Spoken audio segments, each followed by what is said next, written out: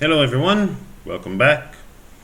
My name is Lucian Jones and this is our third video. This time we'll be looking at the difference between brush strokes, pencil strokes, and an introduction to gradients and the contour editor. So kind of looking at the second tool really. So I want to go through the contour editor, the pencil editor, smooth editor, perspective. Some of you might not have envelopes, so I won't really go through that one. And also the edit gradient slash texture. Alright, so remember I said that I want to kind of go through the selection tool with particular things again. So I want to finish that up first. I want to show you what the difference between a brush stroke and a pencil stroke is. Now these two drawings look exactly the same. The only thing is that one is made of brush, this one is brush, and this one is pencil.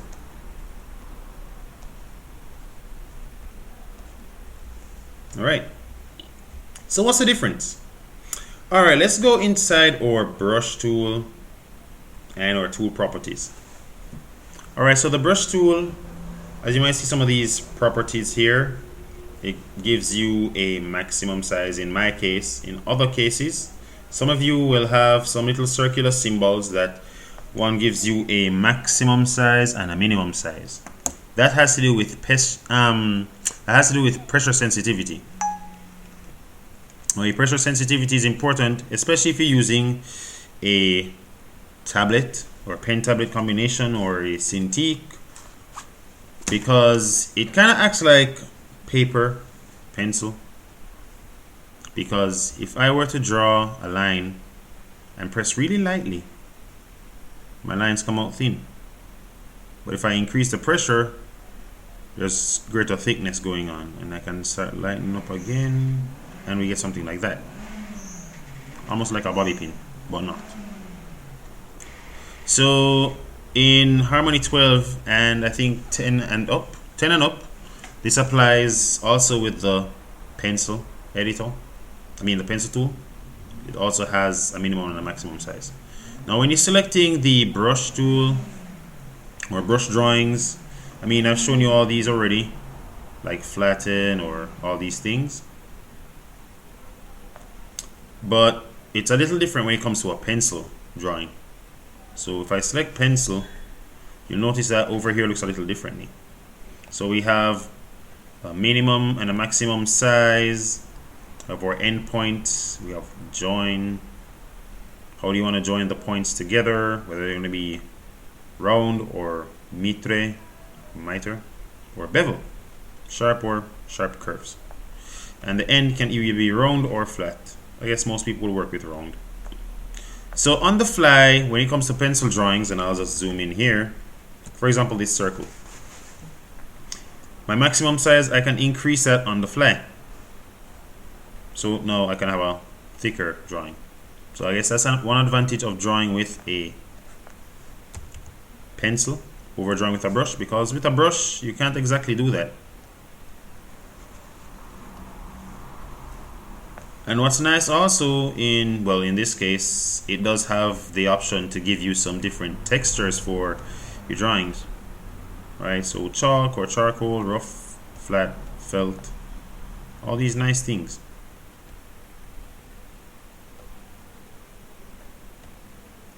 Alright, so let's go with none. I usually stick with that one. So that's one thing about pencil drawings as opposed to brushes. Now there's one other thing, because I want to go through the contour editor, I need to do something. I need to show you how to create a particular kind of color. Right, so I'm going to create a new color, and I'm just going to call it a gradient. Now if you want to edit the properties of your colors, just like I showed before in video number 2, I believe, you double click on the little box there, and you can choose which color you want, whether you're in single wheel mode or in multi-wheel mode. Multi-wheel mode gives you more visually exactly what you want. So for example, I could start with red. Now by default it goes to a solid color, but down below You have your alpha, which has to do with how transparent your colors are. You'll notice up here that you see more of a little grid that kind of represents how transparent something is. And you have solid and you have gradient. A gradient really is just a color that transitions from one to another. Now by default it will give you, well, the same colors transitioning. But for example, if I wanted to have something that looks a little more, interesting, instead of having just a straight flat color, I could start with a light color and get to a base color like red, and then maybe go to a darker color. So now it kind of seems something that pops up more based on how you do your gradients. Some might not do gradients all that wonderfully, but if you want to add extra nodes, you just click right below here and you can add another one. And I could say orange, and I could add more. If I want to remove one, you just click and you drag down.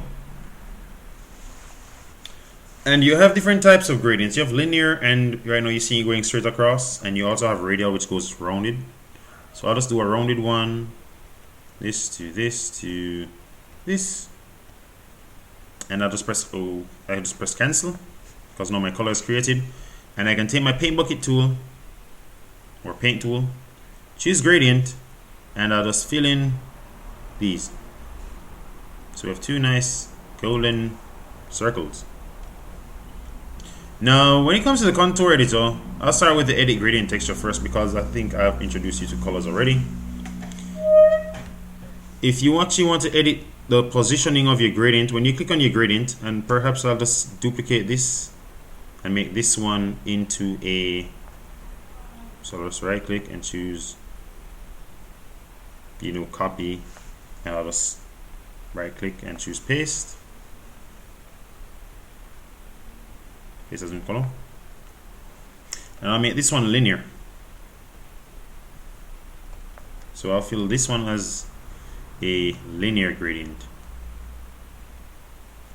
Sorry, this one. Alright. Now if I click on my gradient editing tool, whenever I click on a radial, I get a circle. And these are my controllers here. I can choose to make it bigger. And if you hold down shift, you get, same thing here. You get to keep the proportions of your gradient. And you can reduce the size or you can skew it. You can, whatever you need to do, you could do that. Linear, on the other hand, goes in a straight line across. So there's that. You can rotate this if you prefer. You get something like this. Radial is good for rounded objects. I guess linear is good for what you expect to be flat. Well, not flat because the gradient kind of gives it a nice little, a bit of depth. Alright, so going up again, I'm going to go to the perspective tool. So clicking on perspective, this is kind of like a selection. You can go to your tool properties and it has some of the same options here, like snapping to contour or snapping to and snap on a line or snap to grid. And you also have the same options as marquee and lasso. So if I just draw over what I want to add a perspective to, and I could probably just do this probably off screen, necessarily inside my camera view there. I could do, let's say a dummy court, like so, basketball court maybe. And I'll just color this into, it's not, exact.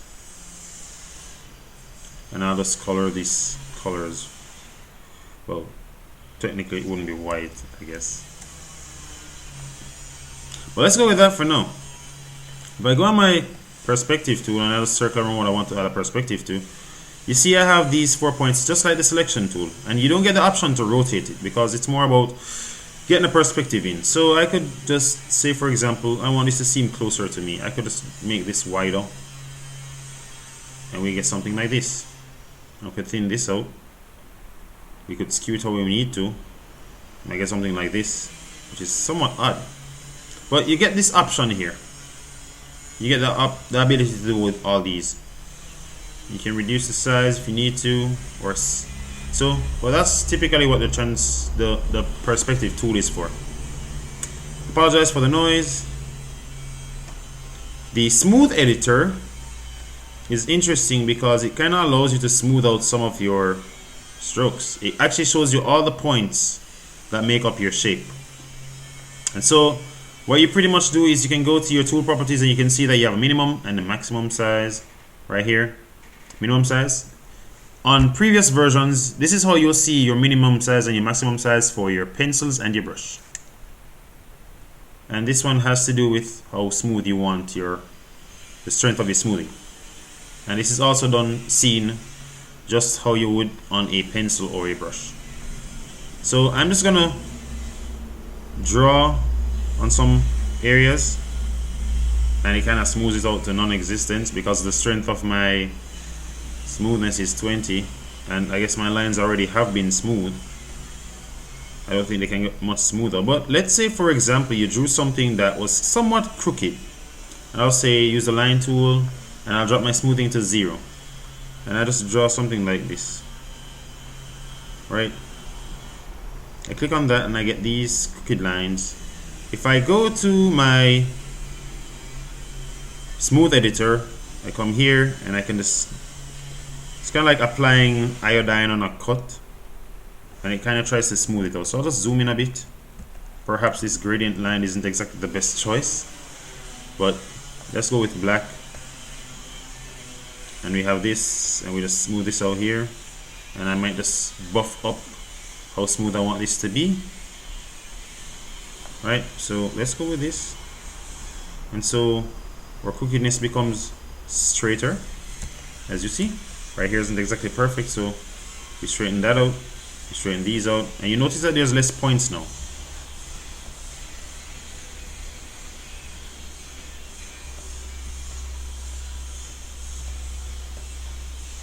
So that's what that smooth editor is for. Now, I kind of want to go to the contour editor before I touch the pencil editor. The contour editor has to do with, like I was saying before, you saw those points, is about editing your points. Once you use that, you have some options similar to the selection tool with a few differences. For example, this one is for your controls for your contour editor. And so, for example, I could select a set of points and I can drag them up. If I go on this here, I get the controller showing and I get to, you know, do my manipulations. I could rotate these points together, or I can shrink them in together. Right, I can stretch them how I need them to be. And so we get something like that. Now, it's good to have the option to do something like this. Some of you might be familiar with some graphics tool, particularly vector graphics like Illustrator. It works kind of like how you might have controlling an anchor point on a curve or on a line. And we can also delete our points. We don't even have to delete a line. If we're not satisfied with how much points there are, we can actually delete them and the line becomes straighter. So the less points you have is the smoother your line comes up. Just like how I showed the smooth editor a while ago. If you want your lines to become straighter, for example, let's look at these. Let's say we wanted this really straight. Just highlight those points and we just hit delete on the keyboard and we get a straight line. Now let's say you wanted to add points. You could right click and try to find out where something is, but it's good to know shortcuts, right? So the shortcut that I want to show you is Control. If you are hovering over your line and you click it and you press Control, you can actually click and add points, right? And one other thing that you can do is that with your contour editor, you can actually make curves out of straight lines. So for example, we have this. If I click on this point, let's take off this controller. You'll see that I have some tapered lines here, and I can control, like, treat my straight lines like a spline, right?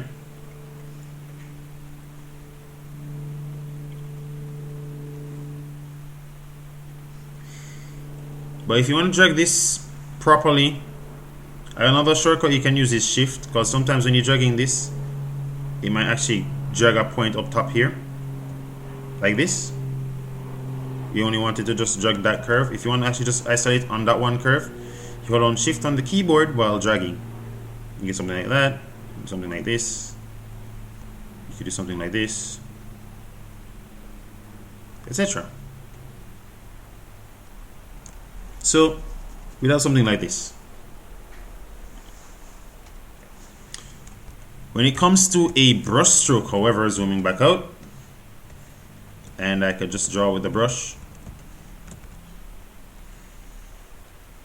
Contour editor actually selects around the shape. If you notice, we could have controlled the width of our lines. A brush is not so versatile, but we can still use the contour editor to thin out our lines if we need to, where we need to. Alright, so that's, and the same thing applies here with the control. You can add your points as you need.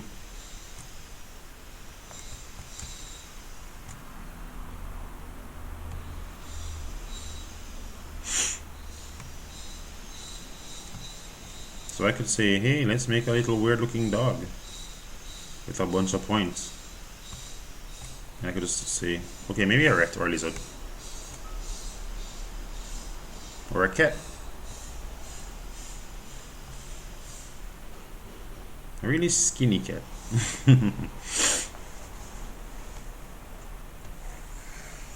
Alright, so that's that. One last tool is the pencil editor. So I'm going to draw with the pencil a line, and this time around I'll just keep it solid, not a gradient, and I'm just going to buff up my smoothing a bit. You can also do this with your paintbrush. Buff this up a bit and you can just draw, and it smooths out your lines for you. Now the pencil editor is kind of like how you'd use a contour editor for the brush, except you actually have to watch out how you do this. So if you can actually notice that you have some points made up on your pencil strokes. So this kind of controls, you know, you can mess around with the thickness. You can also add points, so you press control and you click on the center line, which is what the actual line of the pencil strokes are. Same thing applies to your polyline or your polygon tools, line, rectangle, ellipse, and polyline. Those are related to your pencil. So back to here, zooming in, I have a point here. If I want to control both sides at the same time, I can hold down shift, and so if I wanted to, I can manipulate this to how I need. So perhaps maybe you want to work with a little bit more abstract looking lines. You can just use your contour editor, or rather your pencil editor there, just to kind of help you out. Whenever you add a point, it's not going to be on one side only. It's going to be on both sides. So if you hold on control and plus, you can have both. But you can always drag them individually. And what I like about this, if you could say that this looks like a, I don't know, a marine animal. Let's just go with marine animal. If I were to draw other lines, for example,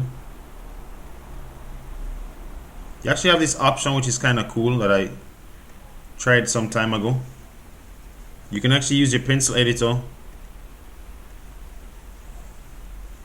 copy how that line goes, select over your other lines, and you can say paste, and it will actually paste the same kind of pattern that your line is made of. And that can be really good. You know, now we have a part of marine animals. So that's the contour editor for you. Thank you for watching, and you know, feel free to subscribe, feel free to talk. You know, you can put your comments down below, ask for what you'd like to learn, and we'll just add more to that. So onward to the text tool and the paint bucket tool and some of the other tools, because we've kind of touched on a little bit of the others, so we'll go through those.